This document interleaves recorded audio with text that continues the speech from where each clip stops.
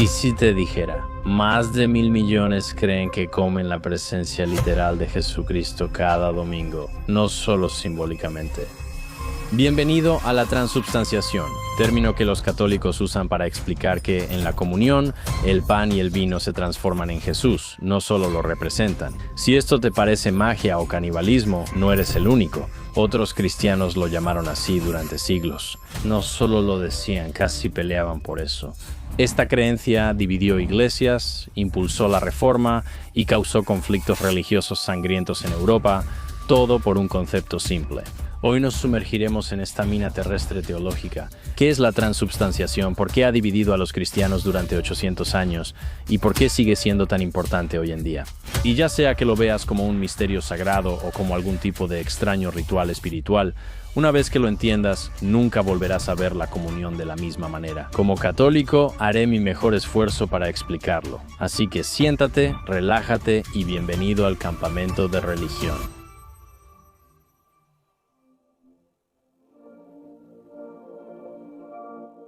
Hola a todos, soy Marc Gagnon, bienvenidos otra vez al Campamento de Religión y gracias por estar en mi tienda. Para explorar las historias más interesantes, fascinantes y controvertidas de cada religión, de todo el mundo, de todos los tiempos, por siempre y para siempre. Sí, eso es lo que hacemos aquí en el Campamento de Religión cada domingo. No estoy solo, mi ángel guardián me guía y me acompañan las legiones del coro de Dios y mi amigo Cristos. No lo estoy, ni lo he dicho. Ni siquiera he preguntado y ya intervienes. ¿Todo bien? Me alegra, chicos. Estoy de buen humor, porque estamos hablando del catolicismo. Sí, el único santo católico y apostólico. Amigo, esta es la tradición de fe en la que crecí. Aunque soy católico, puedo equivocarme y no quiero ofender a otros católicos. Hay distintos niveles de ortodoxia. Y hago lo mejor que puedo. Como católico, ya sabes, trato de honrar al Señor Jesucristo y, ya sabes, trato de ser un buen católico. En mi vida diaria también recibo comunión regularmente, que es justo de lo que hablamos hoy. Para los católicos, la comunión es distinta. Muchas denominaciones cristianas tienen su propia versión. Como veremos en la última cena, Jesucristo dice, «Este es mi cuerpo, esta es mi sangre». Coman de él. Tal vez no debería decir bla bla bla sobre lo de Jesús, pero luego lo veremos. Diferentes denominaciones actúan distinto, y los católicos creemos en la transubstanciación. Si no sabes qué es, no te preocupes, lo explico. Para entender la palabra, debes entender otra cosa. Esto no es solo un debate teológico que ocurrió entre, ya sabes, intelectuales hace mucho tiempo. La gente todavía discute sobre este concepto hoy en día. Y ya sabes, hablaban de esto hace mucho tiempo, de maneras incluso más directas. No era entre enemigos, sino entre familias y hermanos cristianos. Los desacuerdos familiares dividieron el cristianismo en dos, provocando guerras con millones de personas y una de las mayores peleas religiosas de la historia, lo cual es decir mucho porque ha habido bastantes solo por este concepto y por supuesto esto comenzó en Italia, ¿dónde más, verdad? Si alguien se enoja por el pan, seguro son los italianos y rápido. Para aquellos de ustedes que no están muy familiarizados con las prácticas cristianas, déjenme darles un poco de contexto, ¿de acuerdo? La transubstanciación es parte de la comunión. La comunión es un ritual sagrado. También se le llama sacramento en la Iglesia Católica. También sucede en servicios protestantes y misas católicas. Algunas iglesias lo hacen semanal o mensualmente, pero la Iglesia Católica en cada misa es el punto culminante de la misa. La transubstanciación es polémica porque los católicos creen en ella y los protestantes no. Hablaremos más de esto en un momento. La comunión proviene de una historia del Nuevo Testamento. La noche antes de morir, cuando Jesús fue arrestado, él y los discípulos cenaban juntos en una casa, en el ático, y así es como va la historia. Según Mateo, mientras comían, Jesús tomó pan, lo bendijo, lo partió y lo dio a sus discípulos, diciendo, «Tomen y coman, esto es mi cuerpo». Luego tomó la copa, dio gracias y se la dio a ellos, diciendo, «Beban de ella. Esta es mi sangre de la alianza que será derramada por muchos para perdón de los pecados». Hay mucho que analizar ahí, ¿de acuerdo? Este pasaje del Evangelio de Mateo fue el inicio de lo que llamamos comunión, o si has escuchado este término antes, la Eucaristía, y los cristianos se reúnen, dicen la misma oración, comparten pan y vino y recuerdan a Jesús y su sacrificio. Todas las ramas del cristianismo reconocen esto y lo practican de una u otra manera. Es uno de los requisitos más básicos y fundamentales de la fe. Así que la comunión es básicamente un ritual o sacramento cristiano donde los creyentes comparten pan y vino en recuerdo de Cristo. ¿Dónde entra la transubstanciación aquí? Analicemos la palabra. La primera parte, trans, ya la conoces, ¿no? Significa cambiar o cruzar. Bien, piensa en transformación o transportación, es decir, algo cambia de estado. Ahora, la segunda parte, substanciación. Esto viene de la palabra sustancia, pero no en la forma en que podrías pensar. No estamos hablando de una sustancia como química o material. En la filosofía medieval, sustancia era lo que algo es en esencia, más allá de lo superficial o físico. La esencia de una cosa, ¿cierto? Como un ser humano es, ya sabes, carbono y agua, pero la esencia de eso, la sustancia de eso, es humano, ¿verdad? Yo soy un humano, ustedes todos son humanos. Tal vez tu perro escucha. Lo siento, amigo, no eres humano, pero los reúnes. La transubstanciación implica que la esencia cambia, pero todo lo demás sigue igual. Puede sonar confuso, así que te daré una analogía. Imagina que eres como una taza de café que tomas cada mañana. Sabes cómo se siente en tu mano, cuánto pesa, cómo se ve. Ahora, imagina que de la noche a la mañana, por algún tipo de magia, la taza ahora está hecha de oro, pero aquí está el truco, se ve exactamente igual, mismo color, peso, sensación. Nunca lo sabrías necesariamente solo con mirarla, pero esto es más o menos lo que los católicos creen que sucede durante la comunión, y la gente diría, wow, eso es una locura. ¿Cómo algo puede tener la esencia de Cristo? Lo mismo si crees en cómo la posesión demoníaca de un objeto, ya sabes, como podría una muñeca estar poseída o, ya sabes, una casa estar poseída o una persona, ¿verdad? Si la posesión demoníaca pudiera ocurrirle a una cosa, entonces de manera similar, ya sabes, la esencia de una cosa ahora puede ser impregnada con el Espíritu de Cristo. Recuerda, el pan y vino que los cristianos usan en conmemoración. Los católicos creen que ocurre algo misterioso en este ritual. El pan sigue siendo pan, como si lo vieras bajo un microscopio, dirías que es pan. Sabe a pan, se siente como pan, es pan.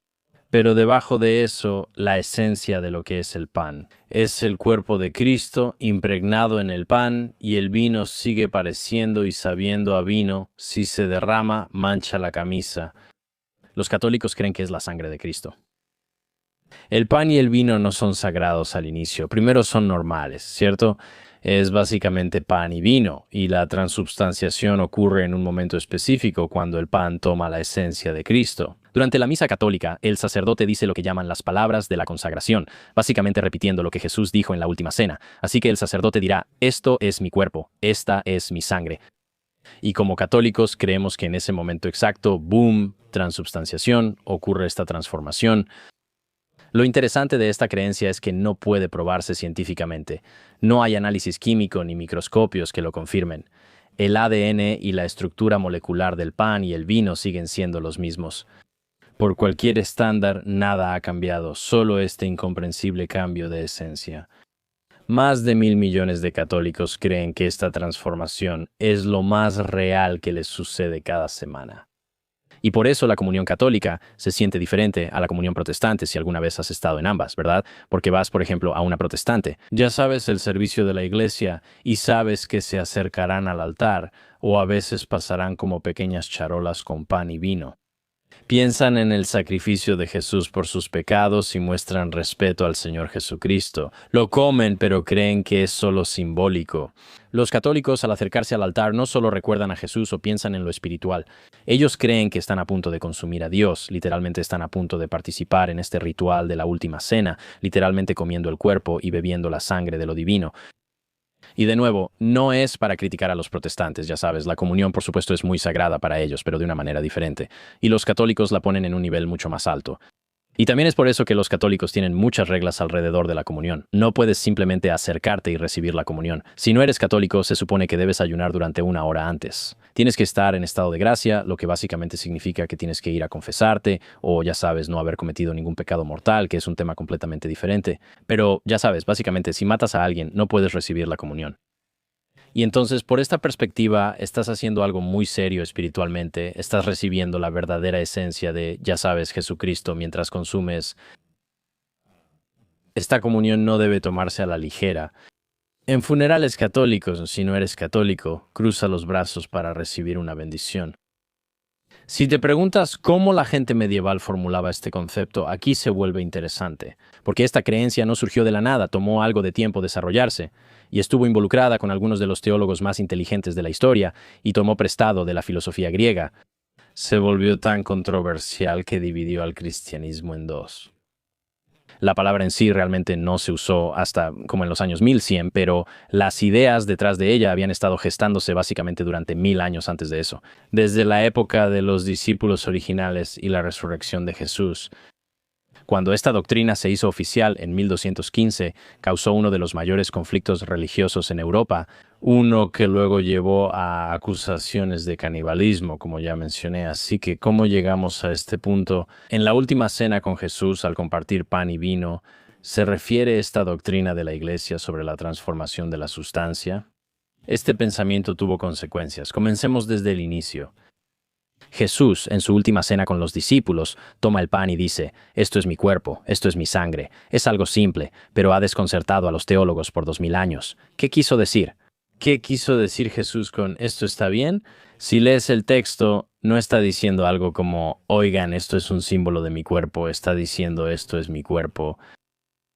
En los primeros siglos del cristianismo, la mayoría estaba tranquila, mientras la iglesia primitiva intentaba entender su significado. Y ya sabes, algunos, supongo, pensaban que Jesús estaba hablando literalmente, y otros pensaban que tal vez estaba siendo simbólico. No era gran problema porque los cristianos tenían preocupaciones mayores, como Nerón alimentando a los leones o quemándolos por acusarlos de incendiar Roma, aunque eso no es cierto.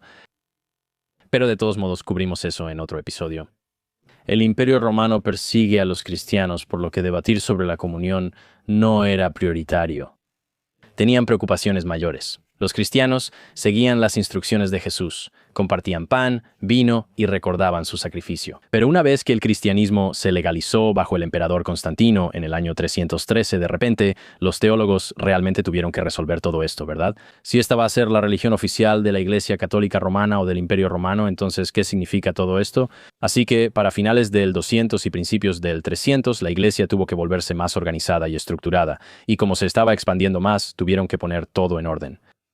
Así que tuvieron que ponerse de acuerdo en ciertas creencias y decidir exactamente qué rituales y prácticas iban a realizar colectivamente. Ahora, como esta religión católica global unida, ¿verdad? Algunos líderes de la iglesia ven la comunión y piensan que quizá Jesús hablaba literalmente, no en metáfora. Juan Crisóstomo, padre de la iglesia, en el año 400 después de Cristo, fue de los primeros en impulsar esta idea y escribió, no es el hombre. El que hace que las cosas ofrecidas se conviertan en el cuerpo y la sangre de Cristo no es el hombre, sino aquel que fue crucificado por nosotros, Cristo mismo. Aún así, no era doctrina oficial, y cada región cristiana tenía su interpretación. Algunas iglesias eran más literales y otras simbólicas. Todos intentaban entenderlo juntos. Los pesos pesados surgieron hasta el año 800, cuando el monje Pascasio Radberto apareció. Y básicamente, este tipo escribió el primer tratado teológico importante, argumentando que la comunión en realidad se transformaba físicamente en el cuerpo y la sangre de Cristo. No tenía tiempo para simbolismos ni tonterías ambiguas. Jesús dijo que eso era lo que era, aunque en ese momento no existía la palabra transubstanciación, pero definió el concepto actual.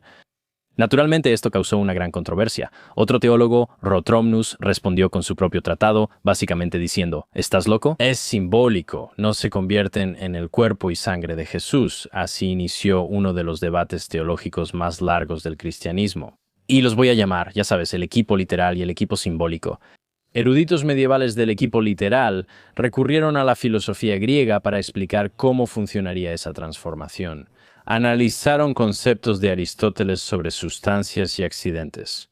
Aristóteles pensaba que todo tiene una sustancia, lo que es, y accidentes lo que parece.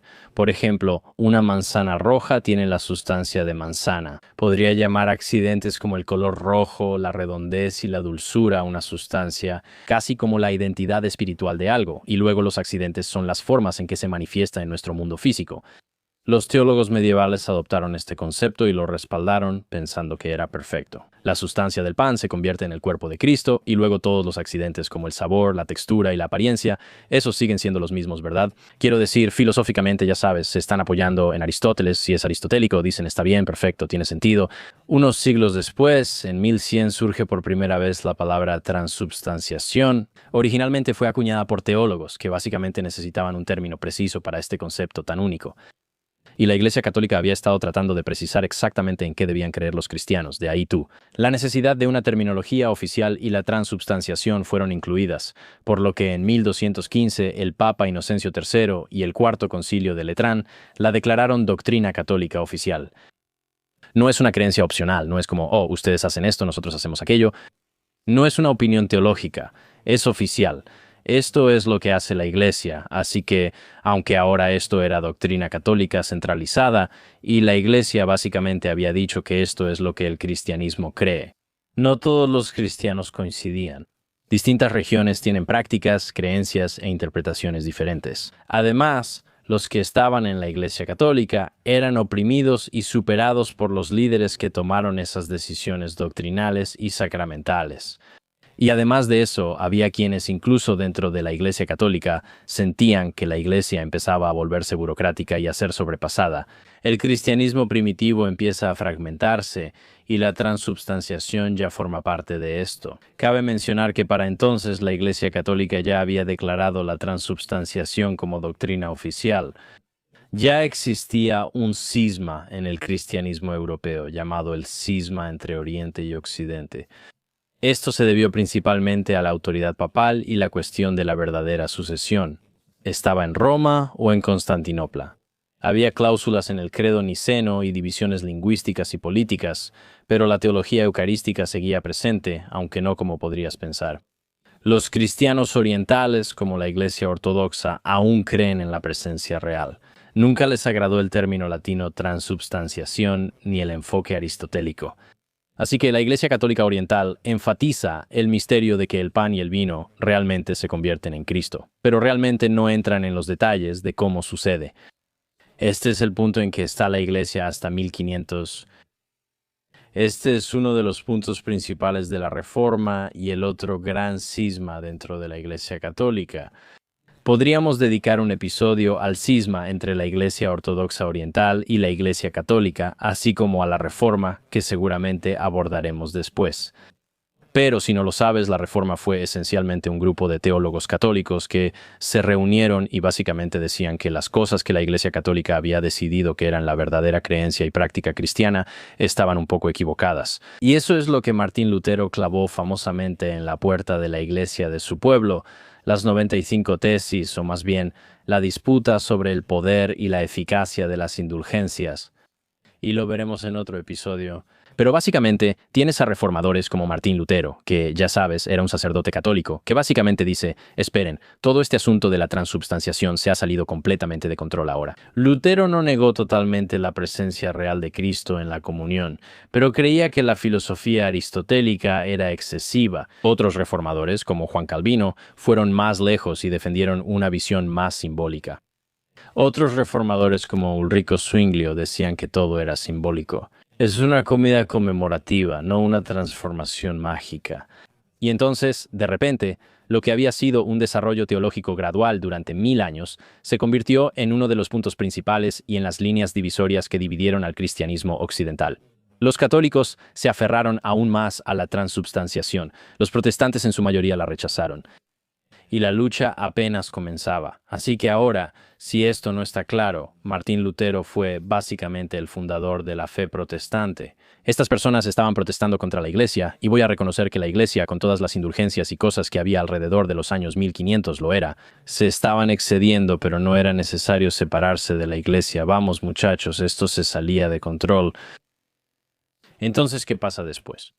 Los católicos creen que comen la presencia real de Jesucristo el domingo, mientras los protestantes dicen que eso es una locura. Y no pasa mucho tiempo antes de que la gente empiece a lanzar insultos. Sí, nos llaman caníbales, y ahí es donde las cosas se ponen realmente locas. Aclaro que, en mi opinión, la Iglesia Católica es la original, pues desarrolla prácticas y teologías como la transubstanciación. Durante la Reforma, teólogos se oponen y el cristianismo se divide. Todas esas denominaciones cristianas que mencionas aquí, como evangélicos, bautistas, reformados, unitarios y metodistas, hay miles de ellas, y todas son subconjuntos o sectas. Sectas es una palabra difícil de decir, sectas del protestantismo.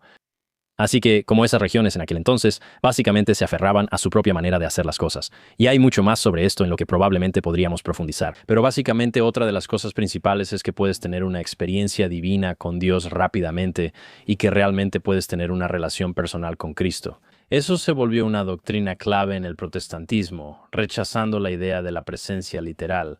Así que tenemos a los católicos diciendo que están de acuerdo con la transubstanciación y luego, ya sabes, tienes a los protestantes diciendo, oye, esto no es exactamente así. En realidad no me lo creo, así que puedes, ya sabes, puedes verlo, ¿verdad? Por esto los protestantes empiezan a asustarse un poco.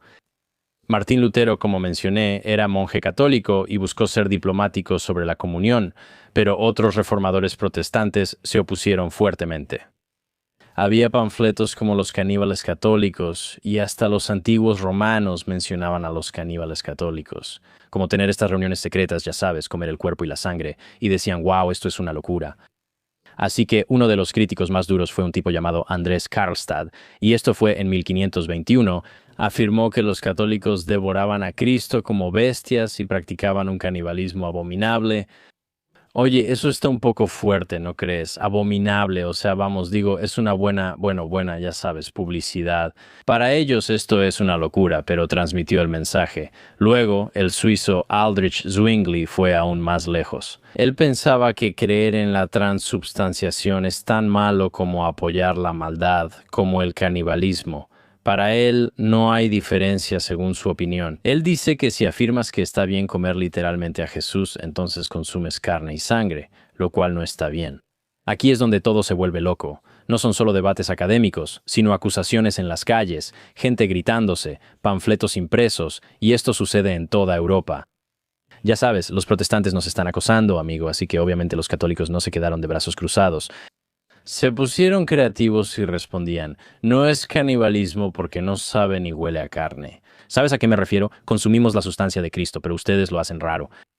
Decían que los caníbales comen carne muerta, pero nosotros el cuerpo vivo y glorificado de Cristo.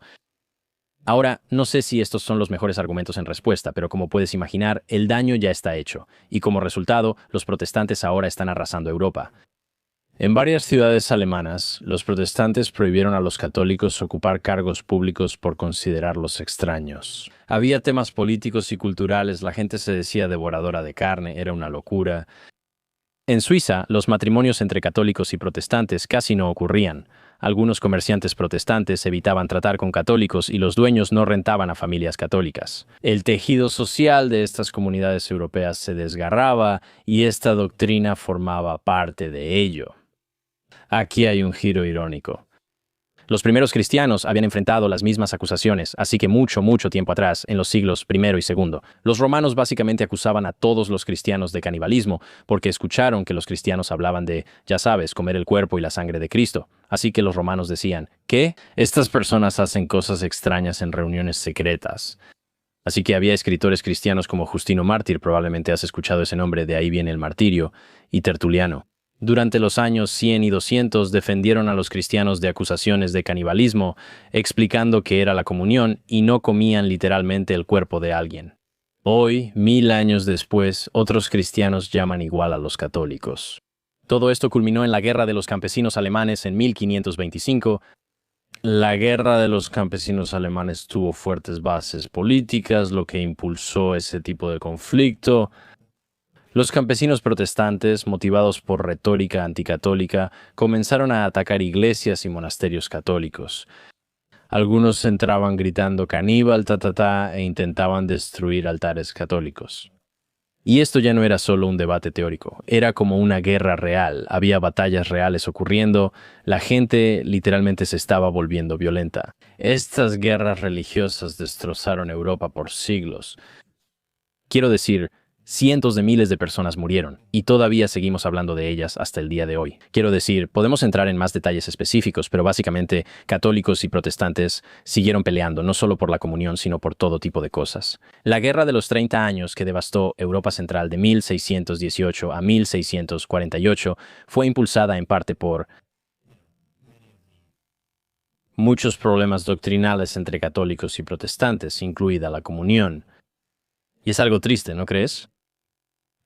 Ambos lados aman a Jesús, pero aquí están peleando, ¿sabes? Y los católicos realmente creen que están participando en el acto más sagrado de todos. Literalmente están teniendo comunión directa con su Salvador, Jesucristo. Y los protestantes realmente tenían miedo o creían que habían caído en una superstición bárbara que estaba como al borde de ser pagana. Así que esta controversia no era solo, ya sabes, un humilde desacuerdo que ambos podían dejar de lado. Era un verdadero desprecio mutuo. Los católicos veían a los protestantes como quienes habían dejado el regalo que Cristo les dio y una forma de comulgar con el Salvador. Los protestantes veían a los católicos como locos, y esas divisiones siguen hasta hoy. La mayoría de los protestantes no recibe la comunión católica, y los católicos mantienen reglas estrictas sobre quién puede participar en este rito. Y lo que comenzó en los años 1500 todavía se refleja en cómo miles de millones de cristianos realmente se relacionan entre sí hoy en día. Quizá pienses, está bien, es historia interesante, pero ¿por qué me importaría una vieja discusión religiosa? Entender esto explica por qué católicos y protestantes pueden sentirse diferentes hoy. Además, hay otros temas.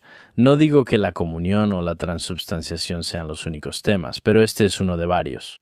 Quiero decir, ya sabes, a veces parecen cosas completamente diferentes. Tú entras a una iglesia católica y es muy formal, reverente y ceremonial. Tienes el sagrario que ya sabes es muy sagrado. Ahí se guarda la esencia de Jesucristo, con rituales específicos. En una iglesia protestante, el pastor puede usar jeans y hay música tipo concierto. La gente toma café y hay comunión, pero es más relajado. ¿Por qué? Es en parte por la transubstanciación. Entonces, para los católicos, ¿verdad? Ese momento cuando el sacerdote dice, este es mi cuerpo, no es solo un recordatorio de Jesús. Ellos creen que realmente está ocurriendo algo divino, y eso es algo muy importante. Por eso hay tantas reglas sobre la comunión, el estado de gracia y más. Desde la perspectiva católica, comulgar sin estar digno es irrespetuoso y espiritualmente peligroso. San Pablo advirtió en el Nuevo Testamento que tomar la comunión indignamente puede atraer juicio propio. Lo cual, quiero decir, parece que San Pablo estaba, ya sabes, diciendo que esto de la comunión era algo bastante importante. Así que cuando crees que literalmente estás consumiendo a Dios y quieres participar en el ritual, no es algo que debas tomar a la ligera ahora. Las iglesias protestantes consideran la comunión un símbolo sagrado y significativo, pero no creen que ocurra una transformación real, por lo que son más abiertas en su enfoque. En una iglesia protestante puedes tomar la comunión o no, y cualquiera puede participar, lo que la hace más inclusiva. Para ellos no es la esencia literal de Cristo. Y por eso creo que hay tanta diferencia en cómo se sienten las cosas cuando realmente entras a una iglesia católica en comparación con una iglesia protestante. Quiero decir, incluso la forma en que, como están diseñadas las iglesias católicas, ¿verdad? Como que todo, de alguna manera, se centra en el tabernáculo donde está la esencia de Cristo. Todo, la arquitectura y los asientos, está enfocado en el cuerpo de Cristo, mientras que las iglesias protestantes normalmente están diseñadas alrededor, como del púlpito o el escenario donde ocurre el sermón, donde el pastor va a hablar. El enfoque es más en escuchar y entender la palabra de Dios y los evangelios, no tanto en el ritual o la esencia de Cristo, porque ellos no creen que la esencia de Cristo esté dentro del tabernáculo, creen que está en todo nuestro alrededor y dentro de nosotros. Existe un espacio donde los cristianos se reúnen, lo que puede influir en cómo interactúan entre ellos. Como católicos y protestantes, si un chico católico y una chica protestante se casan, pueden enfrentar problemas reales de fe. A pesar de que desde afuera parezca que son muy similares, ya sabes, el chico católico podría decir, oye, necesitamos criar a nuestros hijos como católicos, tenemos que ir a misa, debemos estar en estado de gracia, deberíamos confesarnos para poder recibir la comunión. Y la protestante diría, oye, esto es demasiado ritualista y es una forma muy supersticiosa de adorar. Una chica protestante conoce a un chico católico y él pregunta, ¿dónde está la reverencia, el ritualismo y lo sagrado? Esto no es solo preferencia personal, son principios clave de cómo debe funcionar este servicio religioso, incluso más allá de la iglesia. Tienes hospitales católicos que tienen capellanes que llevan la comunión a personas que están muriendo y que quieren recibir la Eucaristía una vez más. Los hospitales protestantes priorizan la oración y el apoyo emocional. Y las escuelas católicas les enseñan a los niños que, ya sabes, la comunión es muy sagrada, es una de las cosas más importantes que harán en toda la semana. Mientras que los protestantes dirán, concéntrate en tu Biblia y en tu relación personal con Jesús, lo cual, como un comentario aparte, creo que incluso las relaciones son como el protestantismo. La ilustración escocesa, donde, si necesitas leer la Biblia para relacionarte con Dios, eso es lo que surgió de la Reforma. Más personas serán alfabetizadas y al saber leer y escribir pensarán más. Puedes compartir ideas más rápido y así surgen cosas como la ilustración escocesa, que creo están ligadas a la Reforma. En la fe católica decían, no necesitas leer, nosotros lo haremos por ti. La Biblia, en su mayoría en latín. Después te explicaremos lo que pasa. Sabes, el sacerdote, cuando digo nosotros, el sacerdote te explicará exactamente qué está pasando a través de los evangelios en tu, ya sabes, tu idioma nativo. Cuando los protestantes dicen comunión, lo hacen simbólicamente. Los católicos usan Eucaristía o misa y hablan de manera más ritualista. Y el lenguaje en sí mismo revela un poco la manera en que ellos ven esta cosa tan sagrada que sucede dentro del servicio.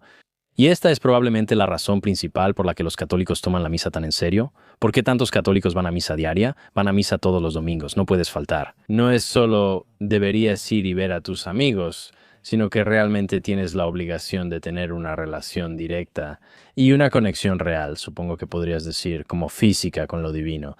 Y eso es lo que sucede cuando recibes la comunión, así que ahí lo tienes. Eso es la transubstanciación, en resumen, ¿verdad? No lo es. Sé que probablemente era una palabra rara que nunca habías oído, pero esa es la gran diferencia. Esta creencia ha marcado la historia cristiana, causado batallas y 500 años después aún se discute. Y honestamente, es solo un ejemplo de cómo las creencias religiosas pueden parecer abstractas o irrelevantes. Pero cuando realmente lo piensas, moldea mucho la forma en que entiendes el cristianismo, ¿verdad? La arquitectura de la iglesia en tu cuadra, la razón por la que tus amigos católicos no faltan a misa, aunque estén, ya sabes, cansados o crudos o algo así, ya sabes.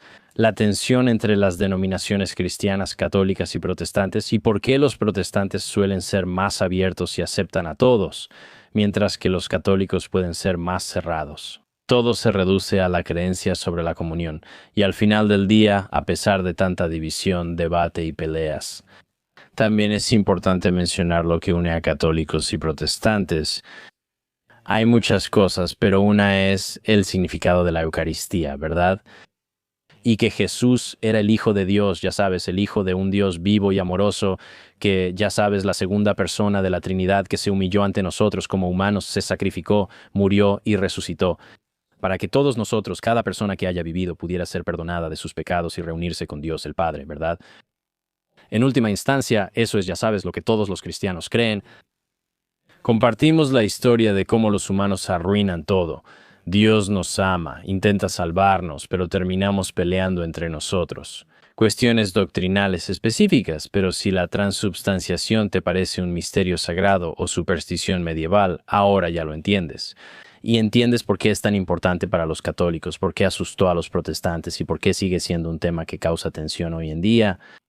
La próxima vez que veas algo religioso, extraño o extranjero, recuerda la historia de la transubstanciación. Seguramente hay una historia profunda detrás, con debates filosóficos y conflictos. Seguramente hay más cosas en común de las que la gente recuerda. Ahí lo tienes, eso es todo lo que necesitas saber sobre la transubstanciación. Iristos, como ortodoxo griego, ¿qué piensas de esto? ¿Ya conocías la transubstanciación? No me daba cuenta de que realmente creen que están comiendo el cuerpo de Cristo. Eso crees, hermano. Mira, Google, los ortodoxos griegos sí creen que la esencia está, solo no la explican mucho. ¿Acabas de jugar una carta de reversa de uno conmigo? Te digo cómo es, amigo, no somos tan diferentes. Creo que todo fue por la sucesión papal. ¿Dónde está realmente el centro de la iglesia? ¿Fue en Turquía o en Roma? La Iglesia Católica reconoce el sacramento de la ortodoxa griega, pero creo que ustedes no nos reconocen. Nosotros llegamos y decimos que eso es suficiente, ¿sabes? Si estoy en Latham y necesito ir a la iglesia, creo que puedo ir a la de ustedes. Está bien, me equivoqué. En varias sectas están de acuerdo. En una liturgia divina válida, el pan y el vino realmente y verdaderamente se convierten en el cuerpo y la sangre de Cristo. Un punto más para los católicos, te lo advertí. ¿Qué es lo que yo creo? Sí, es exactamente lo que crees, es lo correcto. Exactamente como un ortodoxo griego de hueso colorado. Eso es lo mínimo que podrías hacer en Fadisto. Así que ahí lo tienes. Y de nuevo, protestantes, creo que esto es en parte por lo que la gente ve el protestantismo como algo tan abierto y acogedor. Porque es como, sí, todos entran, todos toman la comunión, todo está bien, ya sabes, no tenemos que poner límites estrictos al respecto, porque no creen que sea realmente Jesús, piensan que es solo un símbolo, y también es así. He escuchado historias de que satanistas asistían a misa católica, recibían la Eucaristía y luego la usaban en rituales en casa. Así que no se la comían. No se la comían, solo la ponían en la boca, la escondían y se la llevaban para rituales. ¿Sabes de las misas negras satánicas? ¿No es una hostia que se disuelve al instante? Creo que piensas en otra cosa. Está bien, tú ya has comulgado antes. ¿Es un trozo de pan en vino que tomo? Ustedes usan vino, nosotros no, pero está bien. Es increíble, amigo, es la esencia de Cristo, pero no como en la Iglesia Católica. Sería como tener la estación del vino y luego la de cómo. Todos reciben la comunión y si quieren toman vino después. No, te dan un pedazo de pan en el vino y luego realmente recibes un pequeño pedazo de pan. Sé que así lo hacemos. Hay algo de pan en el vino, pero casi no se nota, es más vino. Hay pequeños pedazos. Sí hay un poco, pero no te da mucho. ¿Tienes dos estaciones separadas o solo una? Vas y recibes el vino con un poco de pan del sacerdote y luego caminas hacia abajo. Hay una canasta de pan que tomas. Wow, una canasta de pan. Sí, como jalá, Está muy seco. pero es como, es grande, tienes que romperlo. Todo ya está cortado y otro sacerdote te lo da. ¿Es pan de verdad? ¿Como pan? No lo creo.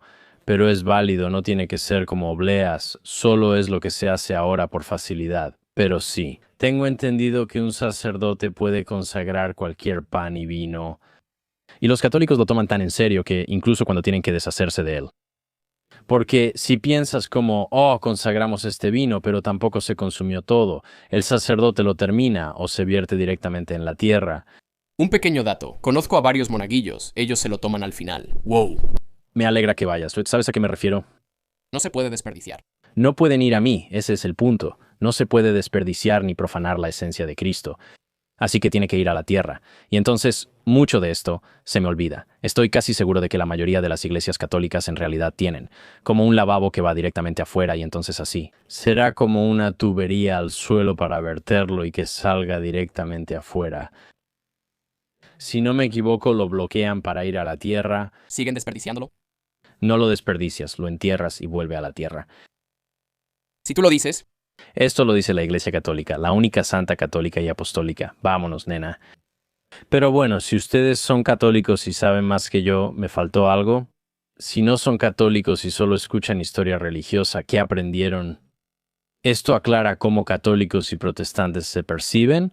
También reitero que la transubstanciación no fue la única causa de la reforma. Hubo muchas cosas, las indulgencias, y luego ya saben como lo de María y lo del Papa, hay un montón de cosas. Sola escritura, sola fide, la fe sola salva, solo la Biblia. La única manera de obtener una verdad real, ya sabes, es esa la única verdad de ya sabes Dios, y etcétera. Así que hay un montón de cosas, pero esa, ya sabes, la transubstanciación es una de las principales. De todos modos, muchas gracias a todos por sintonizar.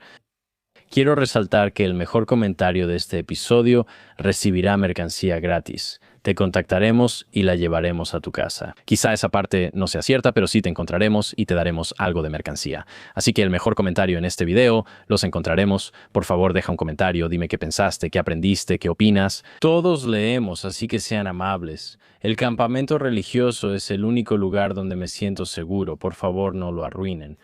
Gracias por acompañarnos en otro episodio de Campamento Religioso. Nos vemos el próximo domingo. Recuerden, la vida es mejor con fe. La paz sea con ustedes. Hola a todos, anuncio rápido.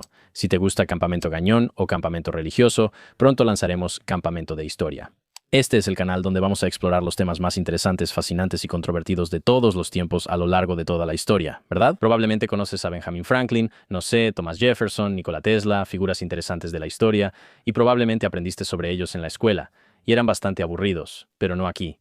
No, como sabes, mi crianza fue por un teórico de la conspiración. Voy a profundizar en las relaciones sociales interesantes, extrañas y secretas que comparten estos hombres famosos e influyentes de nuestro pasado. Así que, si estás interesado, por favor, suscríbete al canal de YouTube, estará fijado en la descripción y también en los comentarios, y si estás en Spotify, esto realmente no aplica para ti, pero estos episodios también se estarán publicando ahí. Solo adelante y danos una calificación alta porque realmente ayuda. El programa